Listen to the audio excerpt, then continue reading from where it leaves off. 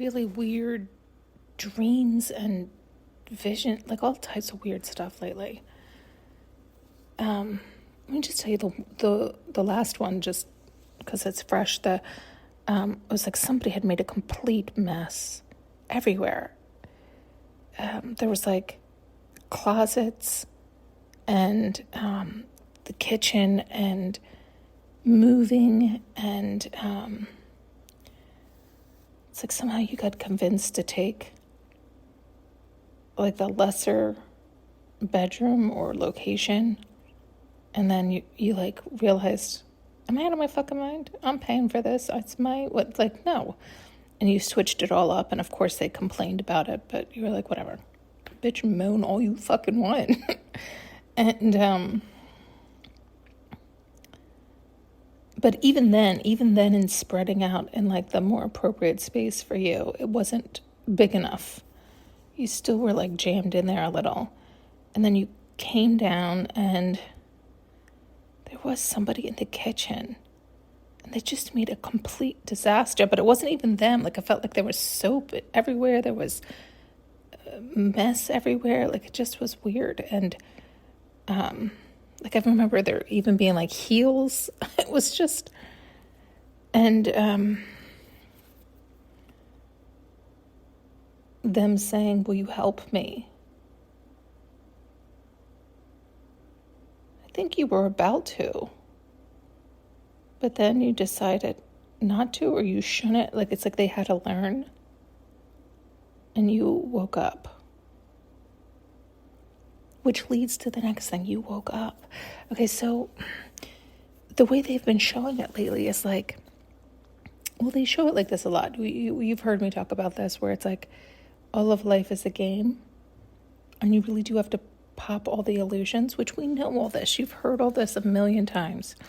But it was like one of these visions where it was like a simulation, where I was really in it, and it really was a game. And it really was this like,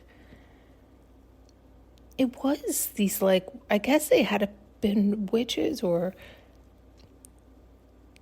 how can I explain this? It was like people I knew, but they would go into other bodysuits. But I didn't know they were the same person, because they were in I thought they were a totally different person I was engaging with, because they were in a totally different bodysuit. And so it's this idea of like energy can hop. And which of course we know all that, but it's like I can say it and it makes sense, but it's like also it's not as clear as I'm attempting to make what they're showing me. It was like somebody I knew put themselves in many different bodysuits that I was with at different places, spaces, and time to see how I would engage with them, thinking they were somebody else. It's almost like they wanted me to be somebody different than who I was, and it was almost pissing them off that I was me. It was very weird. And this is why it was like it was a game, and I had to recognize that energy and who was doing that and who was like trying to agitate me or get me to like misbehave or like get me to be somebody I wasn't. But then I had to recognize, oh my God, because it was shocking. Like, oh my God, it's so-and-so hopping into all those. And it did hurt. And it was like, why? Like such hate, envy, anger, jealousy. It's just lower energies. And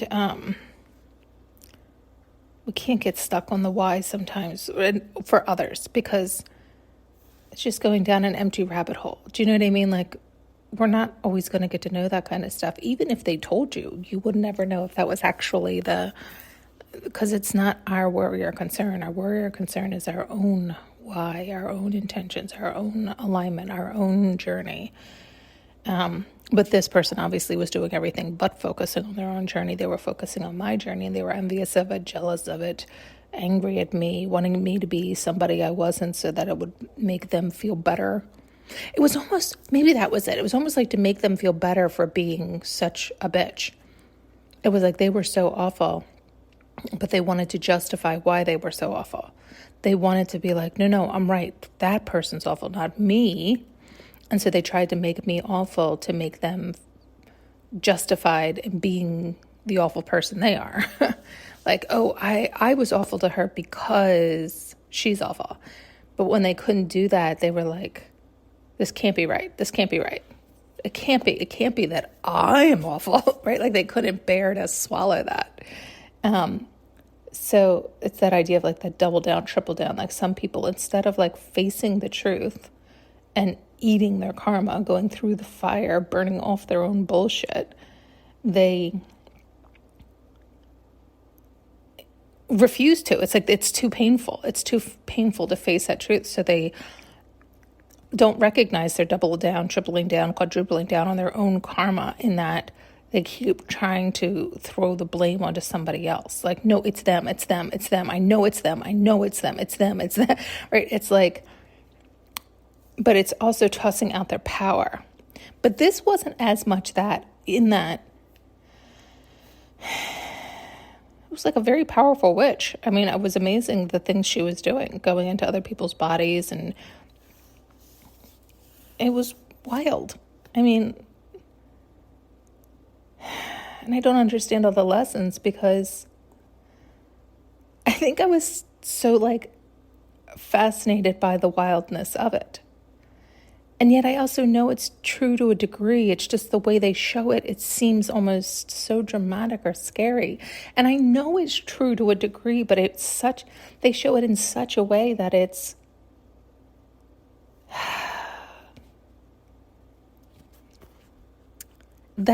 is scary.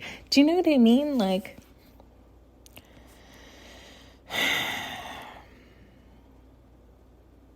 I'm sorry, I keep taking big breaths because I feel like I have to be a big girl here. You know what I mean? It's like, yes, there are people who have ill intent, and it's the people that you don't want to believe that have ill intent. It's like those you've let closest to your camp. It's like those you love the most dear are the ones. It's just such a terrible thought, and it's a terrible thing to repeat. Do you know what I mean?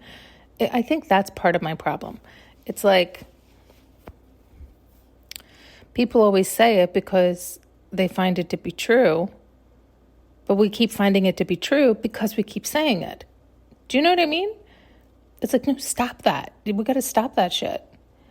And yet, I never thought that. And that naivety has cost me as well. Do you hear the problem here? It's damned if you do, damned if you don't. This actually has been happening a lot. I think I've recorded one in the middle of the night, last night or a few nights ago. I'm so backed up now that I haven't listened to anything in recent days because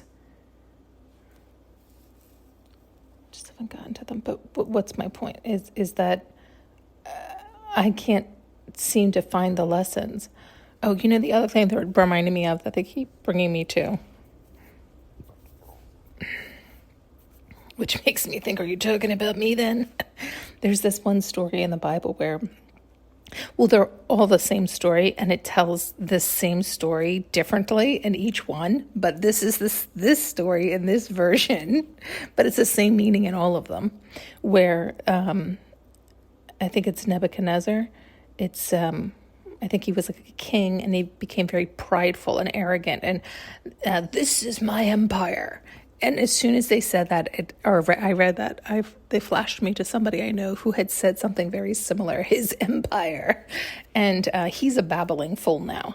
And that was the story. It's like he became so prideful, so arrogant, so egotistical to think that he did all that, which we talk about all the time. Anything good that any of us does is from unconditional love working through us. And anything we do stupidly is our humanness coming through. And this is why it's so important who you listen to, right? I'm telling you loud and clear on here. Like, don't, sometimes it's mean, sometimes it's unconditional love. And so you're getting a mixed bag. And that's how it is with every human. You're always getting a mixed bag. And because we're all human, so we're all faulty. We're all going to err. And okay, let's get to the story. So they were showing, it's like this dream this guy had of this arrogant, prideful king had this dream, and he had a dream interpreter explain to him that it was representing him. He was this massive tree that was going to be cut down to size, meaning get it in check. Anything and everything you have is because the divine granted so, and he can take it away as easily as he can give it back. And he had to, for 7 years, go babbling in the wind. Do you see how there's some overlap here? And I'll explain that too in a minute, but okay. Meaning me, my name, my intuitive babble. And so he had to do that for 7 years until he realized that unconditional love is in charge of it all, which can be also depressing, right? Can make you helpless and hopeless, like, oh, you have no control, you have no say. But it's the idea of like, no, you do. You can control your own mind if you can. Most people can. And so, I know I struggle with that. I'm not, and what is it? It's so many things they're showing me. Can we slow down? It's this idea they have shown me for so long now to sit down, rest, and relax. The whole point was for you to rest and relax and get rejuvenated and taken care of. And you keep trying to push through. And they were also showing me like attached to somebody or mirroring somebody. And they kept trying to sever that cord, but this person had. So it was like I was attached to this prideful king. And so I was having to mirror similar experiences, even though I wasn't the prideful asshole. But it appeared that I was, because I had to mirror some of his experiences. Meanwhile, he was the one who was really chopped down. But then they were showing it like, but it was good that I was mirroring because I was still safe and cared for. And yet it was to put up a mirror because the arrogant, prideful king, in the 7 years of him like a buffoon, couldn't see that he was a buffoon. And he wasn't doing any work to heal himself, to shore up that shit, like get it in check. You're nobody just like the rest of us. And not in a bad way, but in a freeing way. Like stop thinking it's like, sometimes we can think it's so powerful to have, like it's enticing, but then it's like, that's too much responsibility for any one human, right? Like get real. Thank God there are universal laws and that us idiot singular humans do not have to, right? Like get it in check, right? And some people can hold that power and do good with it and can benefit so many, and other people cannot.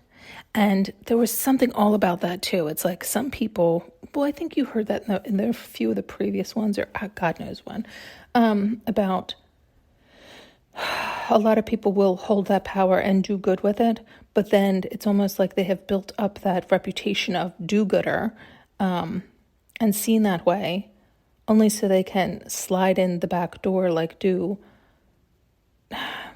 things that aren't so good. And so then that eventually comes back to bite them in the ass. But it's also the understanding and the balance of that. Like, in other words, they put on that false mask of whatever. And it's not always, how can I say all this? It's not always them who's putting on the false mask. It's almost like, sorry, forgive me for using this example again, but it's almost like the Bill Cosby idea where it's like he was built into the hero and everybody like just loved him and it was just great and pure. And then it was like all that pressure to be great and pure and perfect made it like damn near impossible and expressed the worst out of them. And so it's like we all have to like have that balance where it's like, if you're given that responsibility or power or whatever the case, yes, you want to use it for good, but you also want, it's almost like keep people at bay or get real, or like, it's almost like don't take on the mask they want to put on you, right? It's almost like to learn like, hello, that was a TV character. That is not him as a human. Stop associating the two and putting that much pressure on that human to be something he is not. Do you see what I'm saying? It's like it allows everybody to remain more balanced in oneself. But again, you can't control other people. And you can't, it's like human behavior. It's what people do. And there's a lot of delusional people. There's a tremendous amount of people that look outside themselves and rely on others to lead them and to set the example and so forth. Like that is the mass majority. The mass majority are followers. There's very few leaders. And the majority of the leaders are piss poor leaders, right? Sadly, it's like not for any reason other than the fact that they don't know how to, because there isn't a tremendous amount of good leaders. Do you know what I mean? I can't imagine it's easy to lead. It is like, what's that saying? It's like hurling cats or something. It's that idea. It's like everybody has so many different personalities and understanding and problems and delusions and confusions, and their minds all over the place. So to try to wrangle in those cats and calm them all down and have them open up their heart and move from that space is not an easy ask.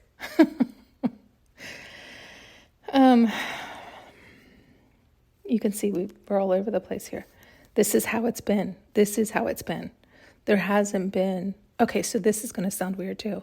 There has not been any straight line lately. And it's made me feel like, am I missing all the lessons, or am I not understanding, or all these things? And as you can see, I've jumped all over the place in this one. And all that said,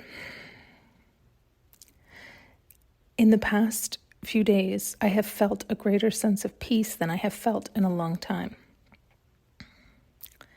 And it has been so lovely. And maybe that's why I haven't seen all the lessons or seen the straight line, because I have not, it's almost like indulged in them or given them more time or attention.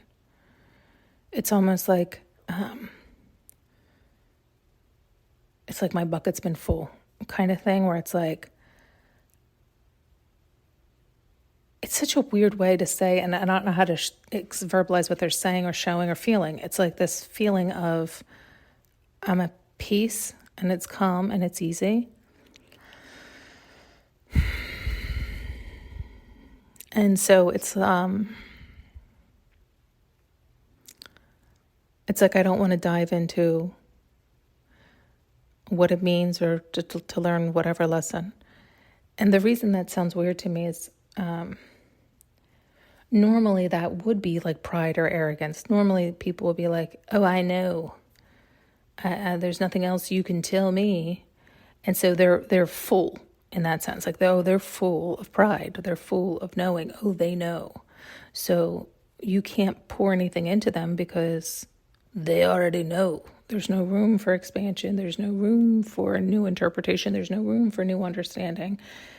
And that's not how it feels at all. It's like I'm always willing to learn, because we are always learning, evolving, changing. It's not, I was going to say it's not something that can be stopped, although it can be. People can end up adapting and getting stagnant and stuck. I say this from personal experience and knowing. And it doesn't feel like either of those. It feels more it's just peace. It is, I do want to say enough, but it's not enough, like enough. It's not like that. It's just like, it's enough. It's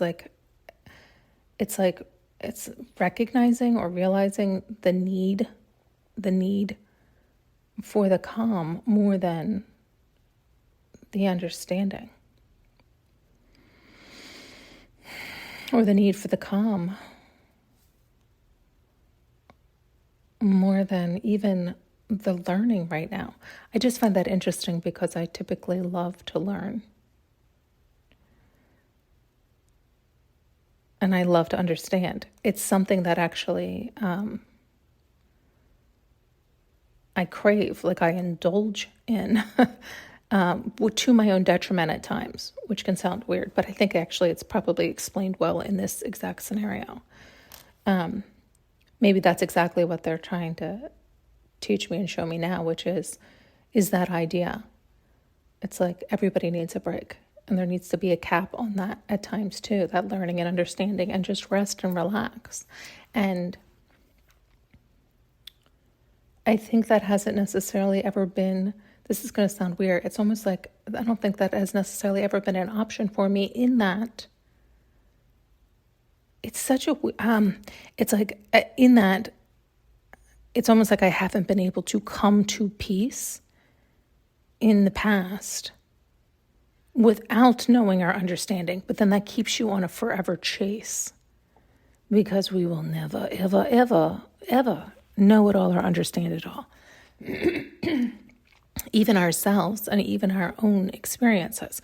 In other words, even if I just meant know it all or understand it all as far as my own minuscule, tiny little world, not know it all or understand it all as far as the universe or so massive. I mean, even just understand me and my experiences, that tiny little drop, that piece of sand of my life, my experiences, that too can burn us out, right? It's like we're not even going to even understand all of us or all of our experiences. Not that we don't want to. I'm not trying to discourage that. As you know, that's what I do all the time. Yet, I think in the past, it was like this constant striving to feel better, that I was constantly seeking out why I didn't, right? Like, what is the problem? What am I thinking? What the fuck is going on that I don't feel this peace or calm or this balance? And like I said, I feel like I had reached that point years ago, and it was flowing really well until I did have something come in and bulldoze me. And that bulldozer did have me really go down that rabbit hole of scrambling and analyzing every little thing, and then really indulging in it, because I enjoy that anyway. So then to really indulge in that, but also burnt me out. And so it was like good and bad. It was like blessings and curses, in that it was indulgent and it was enjoyable, but it was also detrimental and burning out and losing the loss of the present moment, and yet almost necessary to learn how valuable the present moment is. Oh God, sorry, they keep rolling into one thing after the next. We have talked about this before, and I'm just going to use me as an example because I think it's an easy one for people to understand with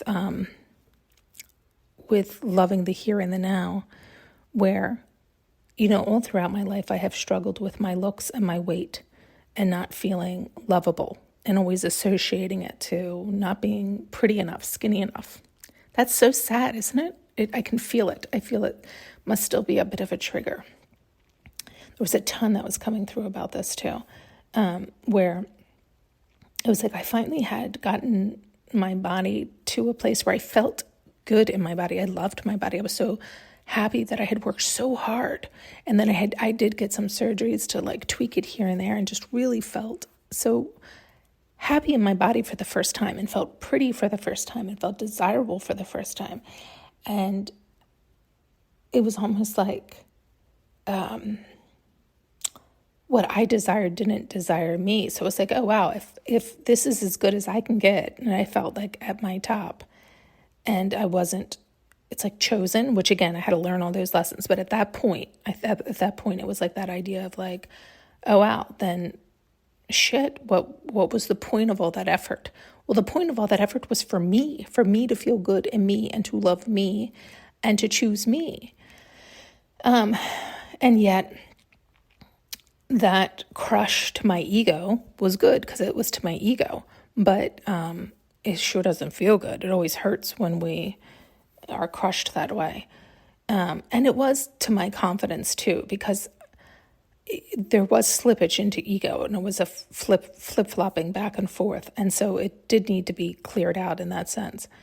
And yet, this has happened all throughout my life where it's like, I would get to the next stage, right, or era or decade of my life and look back and be like, why was I so mean? I was adorable. And then I'd get to the next stage and be like, why was I so mean? I was, and yet it's like in each present now, I was losing the now because I was depressed about how I didn't love myself then and didn't love my body then and didn't allow the pleasures of the feeling body at that time. It's like we deny ourselves that pleasure. And we've talked about that in depth in previous ones too, where it's almost like a fucked up, I want to say religious mentality of like deny yourself pleasure. And so then when you do have something so little, something that should be normal, but it's a treat for you, it's going to feel like it's relief, but you're going to associate that with bliss. And it's like, that should be your normal. That should be your baseline. That shouldn't be where you bob up to every now and then. And yet some people, it's like tricking the game, so to speak, instead of doing the work and loving yourself and raising your baseline and making that bliss normal. It's like cheat the system in my idea, like the dumbest way. Put yourself through hell and torment, restrict yourself from everything. And then every now and then it's like, take your foot off your neck and give yourself some air. And you're going to be so glad you have that air. It's that kind of idea where it's like, that's such a fucked up way to look at it. And yet we do that. And so I'm trying to give this non-straight line example with even my weight. It was that idea. And so then it was like every new decade, I wasn't staying present and loving me. I was like, oh, such a shame, like depressed about such a shame. Well, now, it's like now I'm older and skin's loose again. And it's not, my body isn't the way I was 5 years ago when I felt good and I felt flexible, I felt healthy, I felt like all these things.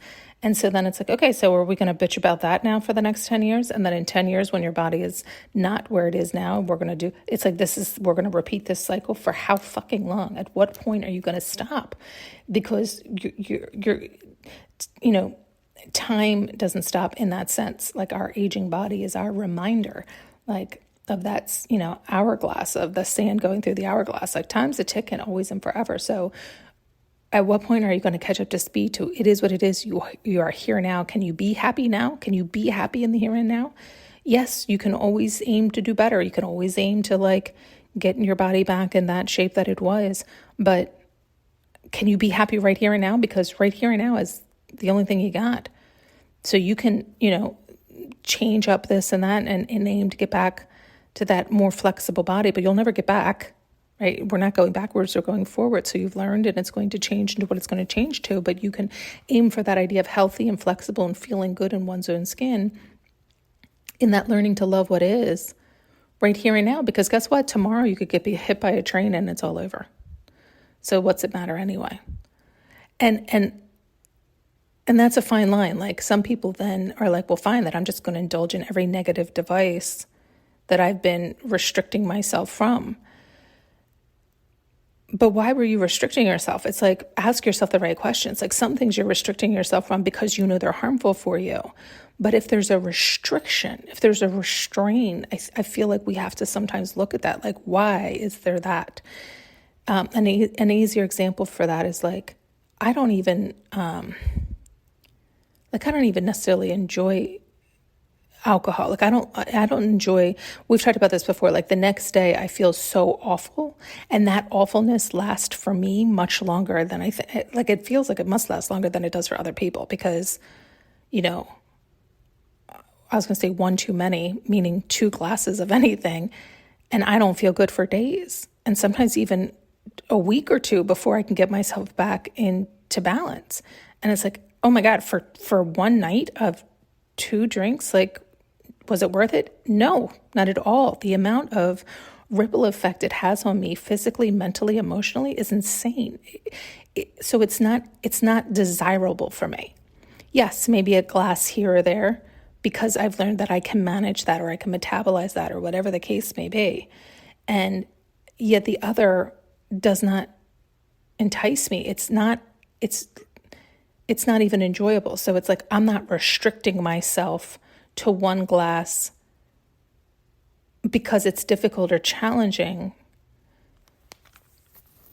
It's because that's what I prefer and enjoy. So do you hear the difference with that restriction? That's what I mean by that. Where other people like suppress themselves out of things they desire, resisting. It's like binge eating. It's like you resist, and then one day they just eat everything in sight because they've been holding themselves back. But it's like the more they thought about holding themselves back, the more they wanted it to come, right? It's this idea, and people will manifest that way too, and then they'll get plowed over by it. But it's also that idea of then it's not as enjoyable because you're not just living with ease and flow. You're not allowing it to come in bite-sized pieces. You're not allowing it to satiate and fill you in enjoyable measures. And so it's something about all this. Like some people train themselves that way, though. Again, I keep just wanting to say religious because it feels very religious to me. It just feels like Catholicism, where it's like that smash you into the ground in fear and horror and restriction, and then they'll give a little let up, and you're supposed to be happy with the let up. And it's like, you're kidding, right? This all sucks, right? Like this is not how I want to live or feel or be. And then you have to work on your mental. You have to fight all those battles and untangle all those ties and lies that you have held true for so fucking long. And that's scary because you did believe it and you did repeat it, and you're told if you don't, you're going to hell. Well, you're in hell. You're in hell under those ropes and ties and lies and leashes. That's what they, right here, right now. Right? And so I could go on for days. It's 32 minutes. I got to get off. Thanks so much for tuning in and listening.